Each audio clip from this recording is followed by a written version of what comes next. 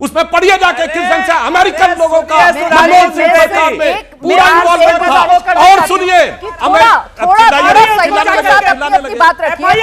भाषा का ख्याल रखें, नाना चाचा मामा ससुर की भाषा का इस्तेमाल मत कीजिए प्लीज।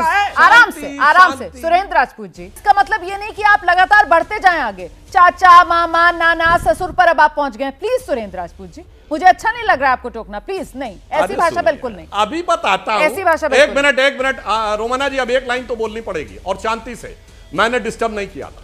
अरे सुनिए सुरेंद्र राजपूत जी, आपकी पार्टी के तो चाचा सद्दाम हुसैन थे, बोलकर रिपोर्ट में सद्दाम हुसैन से सीधा पैसा लिया कांग्रेस ने। नटवर सिंह को इसी पे इस्तीफा देना पड़ा था 2006 में, भूल गए कौन था, किसका चाचा पता लगता है। ठीक है। और सुनिए, नटवर सिंह ने अपनी किताब में लिखा है कि मनमोहन सिंह सरकार में फाइनेंस मिनिस्टर प्रणब मुखर्जी ना होने पाए, अमेरिका चाहता था। आपके फॉरेन मिनिस्टर ने लिखा है, सभा में नहीं बोल रहा हूं। मेरी समझ से बाहर बात है कि अडानी आपके मामा लगते हैं, अडानी आपके नाना लगते हैं, या अडानी देश होते हैं, या अडानी क्या है जो पूरी भारत सरकार का इकोसिस्टम अडानी को बचाने पर लगा हुआ है। अडानी को अपना बचाव खुद करने दीजिए। तीसरी बात, महत्वपूर्ण आखिरी बात है सुधांशु जी के लिए आखिरी बात। अडानी ने कहा था कि साहब ये बेसलेस है, मैं इनके ऊपर मुकदमा करूंगा यूएस के कोर्ट में। अडानी से मैं, सुधांशु जी चूंकि अडानी के प्रतिनिधि के रूप में बैठे हैं, वैसे तो हमारे सम्मानित राज्यसभा सांसद हैं, इन्होंने ये बताएं क्या आज तक अडानी ने हिंडनबर्ग के खिलाफ अमेरिका या हिंदुस्तान में कोई एफआईआर की है? अगर वो इतनी बड़ी इनको केक गिराने की साजिश रच रहा है अडानी, तो इनके खिलाफ, हिंडनबर्ग के खिलाफ एफआईआर अभी तक क्यों नहीं? क्यों डरते हैं? क्या कायर है भारत? ठीक है, आपने अपनी बात पूरी कर ली। आइए सुधांशु जी जवाब दीजिए। बिल्कुल, पॉइंट बाय पॉइंट जवाब देता हूं। पहली बात, सुरेंद्र राजपूत जी को जानकारी होनी चाहिए कि एफआईआर से पहले का दौर होता है कि दूसरे को नोटिस दिया जाए और वो जवाब दे, नोटिस ही का जवाब नहीं किया। तीसरा, ये अडानी का प्रतिनिधि कौन बन के बैठा हुआ है? ये तेलंगाना सरकार ने अभी हजारों करोड़ का कॉन्ट्रैक्ट दिया अडानी को कि नहीं? अडानी को सबसे बड़ा पावर का कॉन्ट्रैक्ट पिछले एक साल में राजस्थान सरकार ने दिया 60,000 करोड़ रुपए का, अशोक गहलोत की सरकार ने। अरे मत करिए भाई, और सैकड़ों एकड़ जमीन दी। राहुल गांधी भारत जोड़ो यात्रा में बेंगलोर में थे, जब उनसे अशोक गहलोत के साथ फोटो दिखाई गई तो राहुल गांधी ने कहा, अरे अब सुनिए पूरी बात, अब आप बोल रहे तो मैंने डिस्टर्ब नहीं किया। अरे मैंने आपको डिस्टर्ब नहीं किया, अभी सुनिए मेरे भाई। 16,000 करोड़ का कॉन्ट्रैक्ट दिया छत्तीसगढ़ ने माइंस का। अरे पूरी बात, आप देखिए, डिस्टर्ब नहीं, प्लीज डोंट डिस्टर्ब, मैंने नहीं बोला था। और केरल की सरकार ने, जहां से वो प्रतिनिधि हैं, उन्होंने भी दिया पोर्ट्स का कॉन्ट्रैक्ट। महाविकास अघाड़ी ने दिया पोर्ट्स का कॉन्ट्रैक्ट। आपकी 5-5 सरकारें दे के बैठी हैं, और अगर इतना गलत है क्यों नहीं कैंसिल कर रही हैं? ये रिश्तेदारी कौन निभा रहा है? मामा चाचा वाला कॉन्ट्रैक्ट हम देते चले जाएंगे, और उसके बाद हम कहेंगे कि कंपनी गड़बड़। अब मैं कंपनी अडानी को छोड़िए, आपका सिर्फ उससे मतलब नहीं है, भारत की अर्थव्यवस्था को ध्वस्त करने से मतलब है। मैं दर्शकों से कहता हूं, सिर्फ 1.5 साल पहले ये कहते थे एलआईसी डूब गया, क्योंकि एलआईसी में सबसे ज्यादा आम मिडिल क्लास का पैसा लगा हुआ है।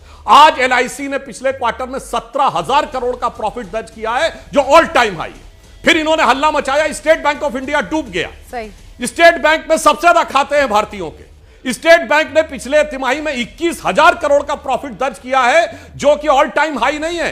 प्राइवेट और गवर्नमेंट मिलाकर रिलायंस से ज्यादा प्रॉफिट स्टेट बैंक का है। फिर इन्होंने कहा एचएएल डूब गया।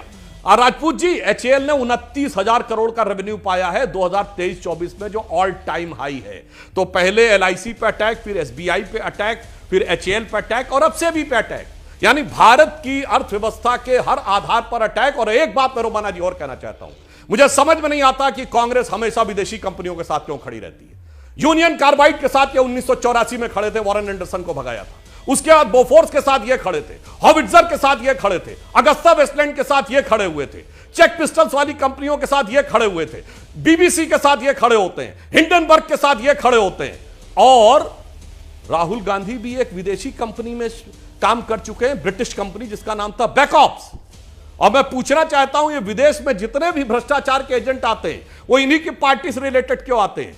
Warren Anderson, Ottavio Quattrocchi, Guido Haschke, Christian Michel, ये कौन सा रिश्ता पुराना है विदेशी कंपनियों से कि भारत की ही कंपनियों पे, चाहे देशी हो चाहे प्राइवेट हो या सरकारी, उन्हीं पे निशाना है। मैं चुनौती से कहता हूं, कभी कांग्रेस ने किसी विदेशी कंपनी के खिलाफ मोर्चा खोला हो तो बताइए। हमने विपक्ष में रह के स्वदेशी मूवमेंट चलाया और सत्ता में रह के हमने मेक इन इंडिया चलाया। ठीक है, सुरेंद्र राजपूत जी जवाब दीजिए, चाह क्या रहे हैं? बाजार को बर्बाद करना चाह रहे हैं क्या? मतलब 2023 में अभी जिसका जिक्र सुधांशु जी कर रहे हैं, LIC, SBI, HAL, और अब सेबी चेयरमैन का इस्तीफा क्यों नहीं हो रहा? इस्तीफा क्यों नहीं हो रहा, यही कहे जा रहे हैं। जैसे हम कपूत नहीं है जो भारत, हाँ जी जी, हम भारतीय जनता पार्टी के लोगों जैसे कपूत नहीं है जो कि हमारे अपने बाजार को, हम लोगों ने देश बनाया, हमने अर्थव्यवस्था बनाई, हमने 1760 करोड़ को 44 लाख करोड़ की अर्थव्यवस्था बनाई। हम भारतीय जनता पार्टी जैसे विदेशी एजेंट नहीं है। सुधांशु जी, आप एक चीज को समझ लीजिए, अगर अडानी को कोई कॉन्ट्रैक्ट दिया गया है, अडानी कोई देश का दुश्मन नहीं है।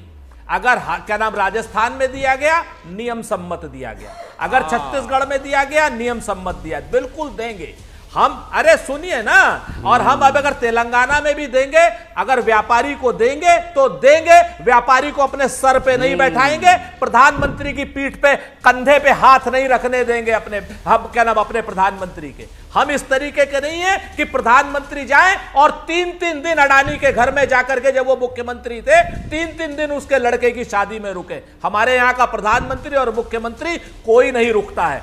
एक बात। दूसरी बात रही जो आप बात करते हैं, तो देश के दुश्मनों के साथ मिलकर के काम करते हैं आप लोग।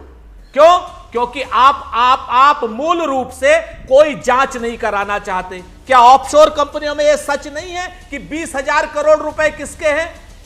आप बताएंगे? विनोद अडानी हिंदुस्तान क्यों नहीं आ रहा?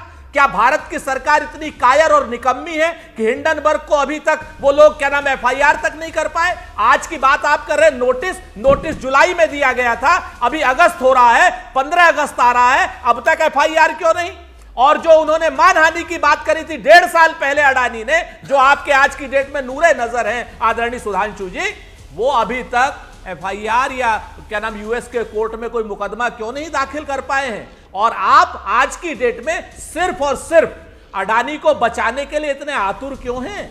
आप बताएंगे 20,000 करोड़ किसके हैं वो आप बताएंगे? आप बताएंगे जो ऑफशोर मतलब नूरे नजर बीजेपी के हैं और आंखों का नूर जो है वो आपके भी अडानी बने रहते हैं जहां जहां पर आपकी राज्य सरकारें हैं। लेकिन वहां के लिए मापदंड ये कि हम जो कर रहे हैं वो सब बिल्कुल सही है, लेकिन जहां बीजेपी की एंट्री हो जाती है तो वहां पर बीजेपी के वो नूरे नजर हो जाते हैं। अब इतने आरोप लगा दिए, मुझे अन्य मेहमानों को भी रुक करना है, लेकिन उससे पहले बस 30 सेकंड बहुत संक्षेप में जवाब दे दीजिए यहाँ पर, क्योंकि सीधे प्रधानमंत्री का नाम लेकर यहाँ पर सुरेंद्र राजपूत ने हमला बोला। सुधांशु बस मैं एक ही लाइन में कह देता हूं। देखिए, एक तो मैं बहुत दर्शकों ने देख लिया कि इन्होंने स्वीकार कर लिया कि इनकी सरकारों ने जो किया वो बिल्कुल सही था, और दिल्ली में कहते हैं कंपनी गलत है, इन्होंने प्रक्रिया पर नहीं उठाया, कहा कंपनी गलत है। तो बहुत साफ हो गया कि ये नफे नुकसान के तराजू पे तौलकर भारत को डिस्टेबलाइज करना चाहते हैं। और मैं सीधी एक बात और कहना चाहता हूं, ये पिछले चुनाव में ही तो एक ऐसा दौर आया था जब 7 समंदर पार बैठे हुए एक धन कुबेर ने कहा, जॉर्ज सोरस ने, कि मैंने $1 बिलियन रखा हुआ है मोदी की सरकार को हटाने के लिए। मैं दर्शकों के विवेक को छोड़ता हूं, यदि कोई ऐसी शक्तियां जो एलानिया कहती हैं 1 बिलियन रखा है, तो वो कैसे करते हैं वो सबको समझ में आता है। और अभी सुनिए, सुरेंद्र राजपूत जी ज्यादा मत बोलिएगा, मैं आपको बताना चाहता हूं, जिन नटवर सिंह जी की अभी डेथ हुई है उनकी किताब है one life is not enough, उसमें पढ़िए जाके किस ढंग से अमेरिकन लोगों का मनमोहन सिंह सरकार में पूरा इन्वॉल्वमेंट था। और सुनिए, भाषा का ख्याल रखें, नाना चाचा मामा ससुर की भाषा का इस्तेमाल मत कीजिए प्लीज। आराम से सुरेंद्र राजपूत जी प्लीज ऐसी भाषा का इस्तेमाल मत कीजिए।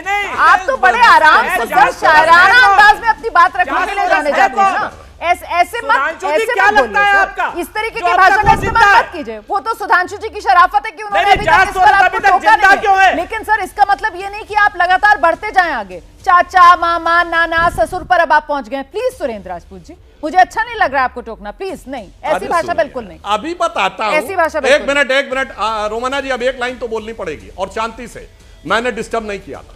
अरे सुनिए सुरेंद्र राजपूत जी, आपकी पार्टी के तो चचा सद्दाम हुसैन थे, बोलकर रिपोर्ट में सद्दाम हुसैन से सीधा पैसा लिया कांग्रेस ने। नटवर सिंह को इसी पे इस्तीफा देना पड़ा था 2006 में। भूल गए कौन था, किसका चचा पता लगता है। ठीक है। और सुनिए, नटवर सिंह ने अपनी किताब में लिखा है कि मनमोहन सिंह सरकार में फाइनेंस मिनिस्टर प्रणब मुखर्जी ना होने पाए, अमेरिका चाहता था।